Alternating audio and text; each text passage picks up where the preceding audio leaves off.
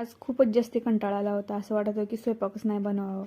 पण विचार केला की आता नाही झोपू शकत मी उपाशी पोटी. तर म्हणलं काहीतरी बनवून घ्यावं. सगळं वेजीज घरात पडल्या होत्या, म्हणून म्हणले आज वाटाणा भातच बनवून घेते. त्याचसोबत पापड पण तळून घेते मी. कधी कधी तर असं होतं ना की जेवण पण करू वाटत नाही ना, बनवू पण वाटत नाही. असं वाटतं की कोणीतरी करून द्यायला पाहिजे.